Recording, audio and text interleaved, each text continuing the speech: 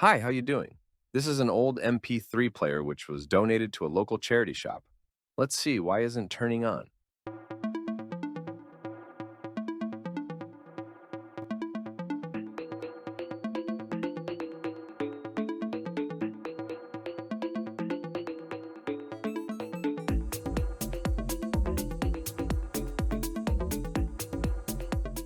If you need assistance with the repair or have any questions, please don't hesitate to reach out to us via email at info@southlondonrepair.co.uk.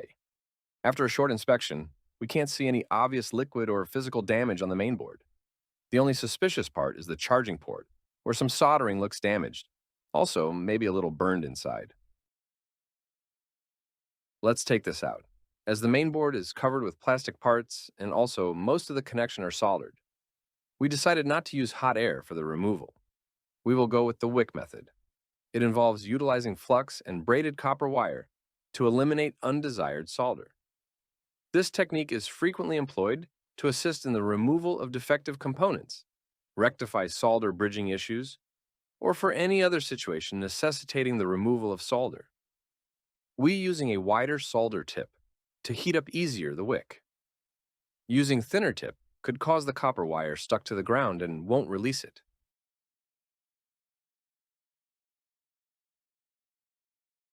After carefully removing the solder, you can gently use tweezers or pliers to lift the charging port, while the soldering iron can be utilized to heat up any remaining solder that may be holding the port in place. It's important to exercise caution and avoid applying excessive force during this process to prevent damage to the mainboard's traces. Once the old port has been successfully removed, we can begin the search for a suitable replacement.